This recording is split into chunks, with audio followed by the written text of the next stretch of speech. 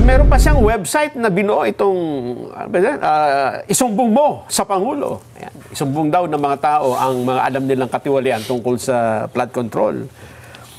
Ito ang bago. At ito po yung ating papaksain na isasama ho natin ang ating mga kababayan. At meron silang magandang... Sa pamamagitan ng Vox Populi natin? Vox Populi, opo. Anong itatanong natin sa kanila? May mungkahi po kasi si House Minority Leader at 4-Piece Party List Representative Marcelino Libanan. Ang sabi niya, kung gusto talaga nating matigil itong problema sa baha, bibigyan ng Kongreso ng emergency powers ang Pangulong Bongbong Marcos. Total, ang Pangulo po ang naglantad na ng mga pangalang ito o ng mga korporasyong ito. Inatasan din niya ang DPWH na i-audit ang mga proyekto. Mas maganda daw na merong congressional action para mabilis daw ho na... Akala ko ba emergency power? Bakit congressional action? Ayun nga ho, sila ang magbibigay sa Pangulo. Kasi may mga bureaucracy pa daw, may mga kung anong technicality, legalidad, para daw mabilis. Kagaya ng pag-i-issue na, bakit may right of way dito? Relokasyon ng mga apektadong mamamayan. Pagka magagawa ng mga flood control project, kailangan daw emergency power na para maitayo na ito at makita natin na meron talagang... Bakit? Ang problema ba right of way? O nililis lang nila yung yun nga, issue? Bakit kailangan pa ba't kailangan pambigyan natin ng Pangulo ng emergency power? Kanino ba nanggaling ang problema? Dapat magkaisa na lang yung mga contractor sa House of Representatives na itigil na ninyo yung ginagawa ninyo. Diba? Parang PAGCOR operator ka na, regulator ka pa.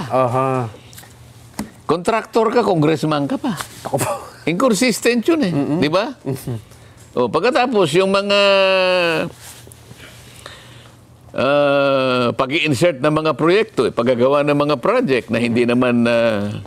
Di ba nung isang araw na-discuss natin dito, Nelson? Isang revetment. Meron siyang slope.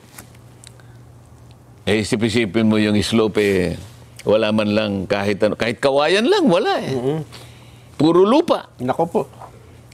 Yun ang anong emergency power ang ibibigay sa presidente? Kayo na po magkusa dyan. Na yung pera po ng bayan, wag po ninyong lalaruin yan. Sa Martes kasi, Nelson, uumpisahan ko na yung flood control investigation na yan. Yan ang matindi. Sa Blue Ribbon. Blue Ribbon na po ito. Para medyo challenging yan. Mahirap talaga sa laki ng problema kinakaharap natin dyan. Ngunit ako naniniwala kapag ka nakipag-cooperate ang mamamayan. Anong may emergency na ibibigay sa Pangulo? Kaya nating imbestigahan yan, makipag-cooperate lang ang taong bayan. Matukoy natin kung sino may mga kasalanan dyan.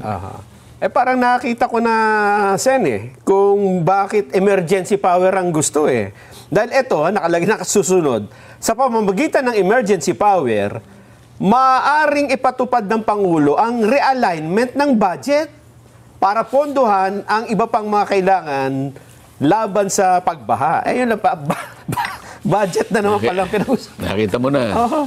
Hindi naman talaga yung ikasusugpo ng korupsyon ng kanilang direksyon dyan. Nililihis nila, itinatago nila yung tunay na problema.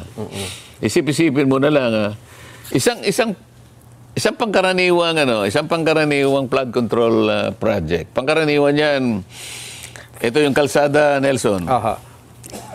Katabi niya ilog, halimbawa. Sa makatwid, kung ito yung kalsada, gagawa ka ng slope. Ito yung slope protection na pinag-uusapan natin. Diyan napakarami ang korupsyon na nagaganap. Doon sa palang sa slope na yon, minsan walang bakal. Pagkatapos nito, mag-meet yung slope at saka yung tinatawag na apron at saka yung sheet pile. Sheet piling yan. Mga bakal na yun ay pilit mong ibabaon sa lupa. Para hindi mag-iba. Oo, ganito yan Pangkaraniwan, yung length nung bakal, mga 6 na metro yon. Haba, ano. At saka yun ay talagang palulubugin mo. Kaya nga, merong makinarya, malaki yun na talagang pinupukpuk yan talaga. Para ibaon. Para ibaon yun. At kinakailangan, yung pagbabaon na yun, abutin mo yung punto na kahit na yung tinatawag na scouring, sabi nila. Kasi pag umaagos ang tubig, na ano yung mga lupa niya. Oo, yung pinabaunan. Ang pinakamaraming problema rito, lalabas ito Kung sinabi mo 6 na metro. ang gagawin nila, minsan 3, minsan 4. E di ngayon, yung babaon doon, ang dapat na nakalitaw kasi 1 meter lang Sa mga yung 5, nakabaon. So pagka ginawa mong 3 o kaya 4, hinati lang. Yung sinabi ko sa iyo na scouring na yun, kasi lupa, makikita mo pagdaan ng mga ilang taon lang halimbawa o buwan, makikita mo nakabitin na yung Nakalutang na. Lulugso ngayon yung Lulugso. O sasabihin ngayon ng, sir, kaya ako naman po, napipilitan lang po naman ako na gawin yan sapagkat si congressman po humingi sa akin ng from 15 to 20%. Yung kontraktor ang nagsasalita. Kukuha po si Kong ng ganito. Pagkatapos yung district engineer, kasama na po yung COA, kasama na po yung DBM, meron pong porsyento dyan. Yung quality control, meron po yan. Yung tax na yan dyan po yan. Pagkatapos yung barangay, may kumukuha pa po dyan. Kapag sinuma mo yon, ang natitira na lang sa pondo na talagang gagamitin mo, 42% na lang Malaki pa yan. Hindi, ibig ko sabihin, ipagpalagay natin ang average 42% na lang ang natitira. Higit sa kalahati na waldas. Pero yun nga. Saan mo ngayon kukunin? Kaya ngayon, sasabihin natin, yung quality, yung integrity, nung ginawang project talagang na-sacrifice, doon nakuha. Na-sacrifice. Kanya nga mawawala lahat yan Ngayon, kung gusto ninyo ako, mag-random tayo. Random check. Pababak ko lahat yung mga ninyo, yung ginawa ninyong sheet piling na yan. Maganda yan. Makikita ko yan, at tigta-tatlo lang pala. Makikita mo ngayon, baka kala nila, interesado ako sa kontraktor. Interesado ako sa kontraktor. Pero, makipag-cooperate kayo, makipagtulungan kayo. Tama. Sabihin ninyo kung magkano binibigay nyo sa mga taong gobyerno para hindi kayo ang madidikdik dyan. Totoo.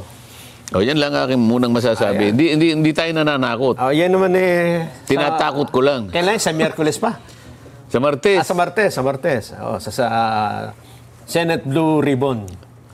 Wala tayong magagawa. Yun ang tungkulin natin Pero ang sabi ni Senador Sandro Marcos, anong senador? Congressman, House Majority Leader. Majority Leader Sandro Marcos, teka muna, parang hindi tama. Dahil iimbestigahan natin ang ating sarili. Kasi parang sinasabi niya, hindi, mga mambabatas ang itinuturo nga Na, may punto siya. Tama, may punto siya. Ano bang masasabi nyo sa sinabi na yon? Very valid ang punto niya, Sandro. Nelson, sapagkat paano mo nga naman iimbestigahan ang sarili mo? Kapag nag-iimbestiga ka, ang palaging parametro dyan, pamantayan, ay yung mag-iimbestiga ay kinakailangan may pagtitiwala sa kanya. Sapagkat kung inimbestiga mo, sarili mo, ano maging kahihinatan, baka pagtawanan yung resulta ng investigasyon mo Parang kanina, balikan natin yung PAGCOR. Operator siya pang regulator Parang ganito rin sila Isip-isipin mo, kung tama yung mga pinagsasasabi ng mga ibang ngayon ay nagtatatalak na rin yan. 65, 67 congressmen ay pare-parehong contractors. Kung makikita mo naman nga, yung iba dyan ay galing na parang may USEC dyan na galing sa DPWH na ngayon ay congressman. Di ba? Ngayon, Paano mo nga masisiguro at paano ngayon na pagtitiwalaan ng tao yung kalidad nung pag-iimbestiga mo? Pwede kayong mag-imbestiga, bakit hindi? Kaya lang, pagka naman hindi pinaniwalaan yun, di sayang lang. Yun ang aking masasabi rin. Ayun nga, kasi... Nagkausap din kami ni Kong Sandro. Aha. Tinanong ko nga sa kanya, sabi ko, Kong, nagsisimula na yata ako yung good government. Hindi kanya, hindi kanya tama eh. Ano sabi niya? Hindi ako makakapaniwala doon, sabi niya. Naintindihan ko naman eh. At siyempre gusto niya na dapat siguro ang mag-imbestiga sa kanila, independent siguro na kung ano man ang gusto nila. Pero hindi sila mismo, hindi yung committee nila. Aha. Di ba? Tama po. Kasi kontrolado nila, pati resources. Sino yung imbitahan natin? Sasabi mo yung mga kaibigan lang imbitahan, yung mga kalaban, wag. Yung mga talagang may kasalanan, baka mamaya, kung ano pang pagsasabihin dito, matiklo tayo rito. Di ba? Saan ano ang reaksyon nyo dito naman sa pahayag ng COMELEC? Naikaugnay din dyan sa mga korporasyon na sinasabing nakakopo ng mga flood control project. Ang sabi niya kasi, bawal sa batas na ang isang negosyo na may kontrata sa gobyerno ay may campaign contribution sa kandidato. Ayon sa, may binanggit siyang batas dito eh. Tama Omnibus. naman yun. Tama naman yun. Pero sa tingin ko, yun lang ba? Yun lang ba yung dahil sa tumulong? Maaaring isa yun sa dahilan. Aha. Pero sinasabi ko yung na-institutionalize na eh. Doon pa lamang sa, hindi dahil sa campaign period, iba hindi na campaign period eh. Di ba? Minsan naman siguro yung 2025 na campaign period. This year, paano yung next year? Wala namang, may election pa ba ron? Wala na. Ibig sabihin, hindi lamang din campaign period ang gagawin mong dahilan dyan. Yung karaniwan na na-institutionalize na yan, basta meron siyang 15 to 20%. May election man o wala. Oo. Ibig sabihin, basta nakinabang siya doon sa proyektong gano'n ang kalaki ang komisyonan. Parang diversionary lang na kunwari ilalagay na sa election eh. Bakit? Oo nga. No? Once every 3 years lang election eh. Di ba? O paano yung hindi election year? Siguro ito lang ang kanya kasing sakop eh. Kasi COMELEC sila, Sen eh. Pwede naman. Bakit hindi? Kaya lang, baka mamaya masyadong limited yung makita mo dyan. At yung ibang yung ibang aspeto hindi mo nakikita. Halimbawa, yung hindi politiko na sangkot dyan. Mga district engineers, mga regional directors. Oo nga. At umaabot pa sa main office ng DPWH. Kasangkot pa dyan ang COA, ang DBM, Quality Control, yung BAC. Hindi mo pag-uusapan yan? Hindi natin titingnan yan? Sabi ko nga sa'yo, kaya napipilitan ng contractor na yung ibaba niya ang kalidad ng kanyang project para lang maibigay niya yung nire-require sa kanya. Isipin mo, higit sa kalahati ang nawala sa pondo ng project. Paano mo nga naman itatayo sang-ayon dun sa hinihingi ng plano? Specification. Para sa Bida Fresh Moments, Bioderm Freshen. Ngayon, up to 12-hour long-lasting freshness na. With Bioderm! Napakabigat pong investigasyon ito, Sen. Kung ito ay talagang... Mabigat talaga yan. Kaya nga ako, ang sinasabi ko ngayon pa, kaya binroadcast ko, lahat po ng mamamayan na may kakayahan na makipag-ugnayan sa aking opisina, basta po may tutulong kayo, tatanggapin po namin yan. Lalong-lalo na po yung mga impormasyon na reliable. May mga litrato po kayo, napaka-importante po niyan. Kasi may cellphone po kayo. Lahat po ng mga alam nyo na mga flood control project sa inyong mga barangay, kuhanan po nyo ng litrato. Lagyan nyo lang po ng date at saka lugar. At kung kilala yung contractor, yung pati contractor, yan ninyo. At saka nyo po padala sa opisina. Para sa ganun po, yan lahat ay magamit natin sa ating pag-iimbestiga.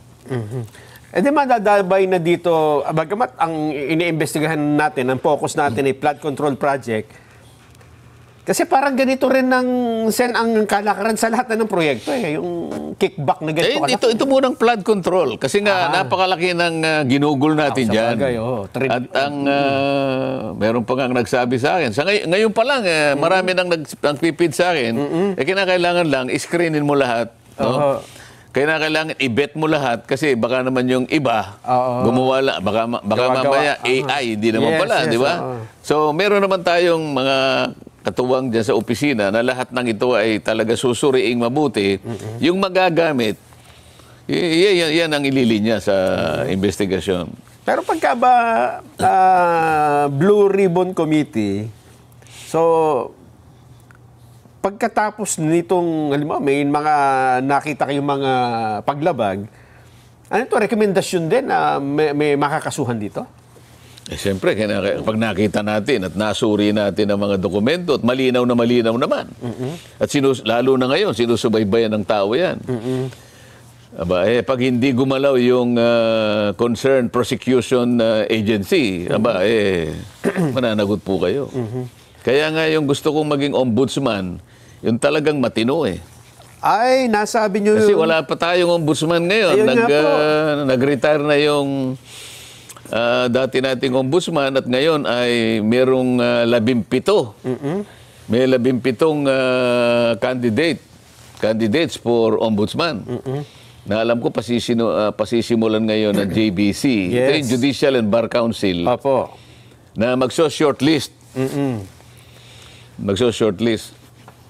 Iisa-isahin nila, Sen, ano? Pero bukod dun sa interview, kasi interview nila isa-isa para makita kung anong qualification at karapat dapat bang makasama sa shortlist, meron rin silang gustong gawin ng publiko Ito, naglabas sila ng post sa Facebook ngayong araw at ang sabi nila ay, "We welcome your thoughts, concerns, or comments about the..."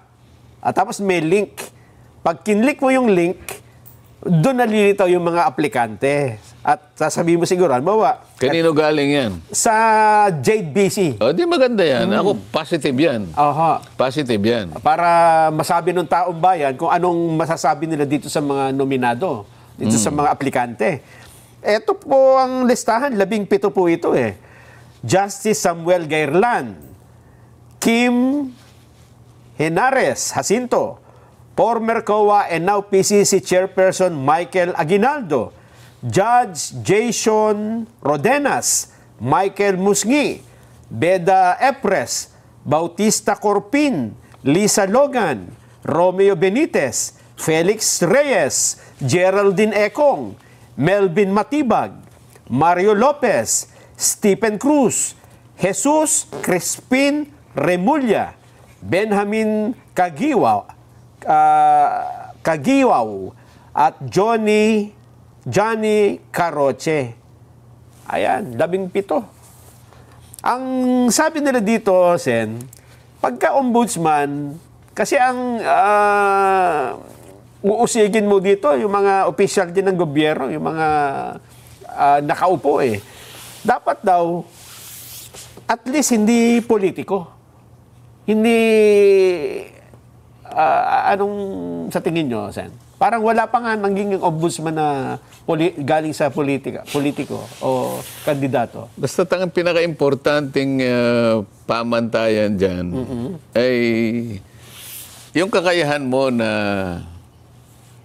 masusi mo mapag-aralan ng ebidensya laban sa isang taong ipinagsasakdal o pinaiimbestiga sa opisina mo. At meron kang kapasidad na i-resist mo yung anuman ang kanilang pakikipag-usap sa iyo. Kasi pupunta sa iyo yan sa anumang paraan. Kukuha ng padrino, ganito, ganyan. Dapat hindi siya basta-basta. Ibig sabihin, matatag ang kanyang paninindigan na ebidensya lang ang gagamitin mo. Hindi yung pakiusap ng kahit sino. Kasi maaaring kaibigan mo yan. Kamag-anak mo pa siguro. Di ba? O kaya may pinagkakautangan ka ng loob dyan. Hindi mo naman kasi maiaalis na ganun Pero dahil nga sa napaka-importanting katungkulan na yan, kasi ang gagawin mo ay pantulong para sa kasusugpo ng katiwalian. Kailangan magbigay ka ng hatol na talagang kaya mo hinatulan ng gano'n ay pagsasakdal mo. Kasi lahat ng i-refer mo, isasubmit mo sa Sandigan Bayan, ibig sabihin, kaso na yun eh. Oho. Ikaw lang ang opisina na talagang may kakayahan na imbestigahan mo yung mga public officials. Kahit private naman, nakaugnay nung kanilang gawain sa public, pwede rin naman kahit private eh. Kaya napaka-importante nun. Kaya makikita mo yung kalidad niya talaga. Kaya ang daming qualified pero yung katatagan, yung yung parang natatakot sila. May nakausap kasi ako eh. Sabi ko, kung ako tatanungin mo, bagay na bagay ka dyan. Kasi kakilala ko naman yun. Sa ombudsman. Ang unang nakita ko sa kanya, yung kalungkutan eh. Ayaw. Yung takot eh. Takot. Sinabi ko nga sa kanya, alam mo, kung talagang gusto mong tumulong sa bansa mo, kung gusto mong tumulong sa bansa mo, maraming paraan para tumulong ko sa bansa mo eh. Pero yan ang pinaka-ultimate. Kung